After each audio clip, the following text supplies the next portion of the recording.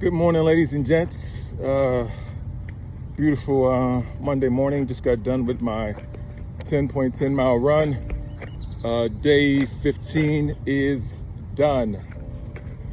I'll tell you this. I can finally admit that I love running. But today is one of those days that I did not love to run.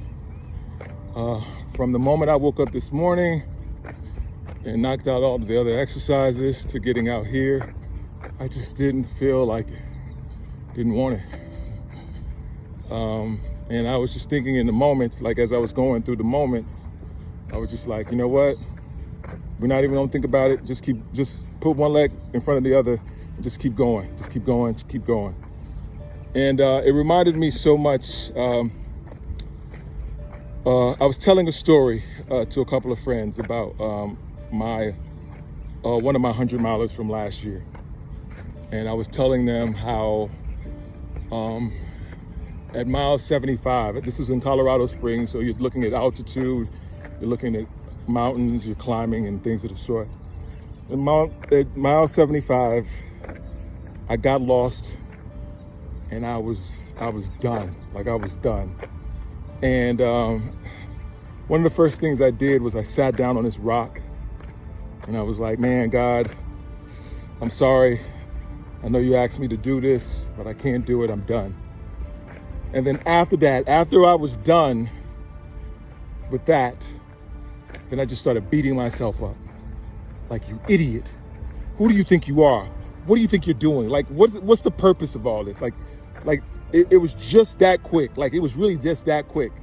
And I was thinking, you know, when you think about it, like, man, I just accomplished 75 miles.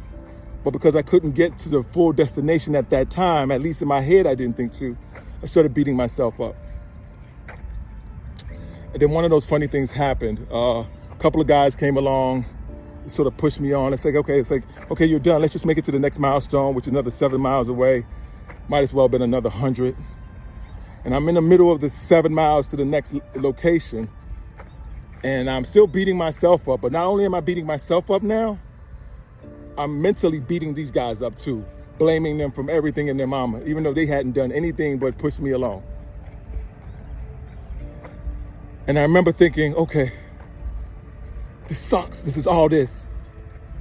Then I get to 82 and I'm smiling now because I'm done. The pain is over. I can go get comfortable somewhere. And I meet a young lady and she tells me, nah, you got to keep going. And when she first said it the first few times, I started laughing at her like, man, dude, if you don't get out of my face, but thank you, I appreciate it. And then she said one thing to me. She said, I'm doing a race similar to this next month. And I need to see you get through this moment right now so that when I know that I'm in that moment, I'll get through. And somehow that just reinvigorated me. And I ended up knocking out that 100-miler. And there was so much joy and so much, man, I was so proud of myself. After all that emotion that I'd gone through, which then lets you know that emotions are fleeting, man. We may feel it in the moment. We may be going through the circumstances in the moment, but really they don't control us. We allow them to control us. That's what this run felt like today.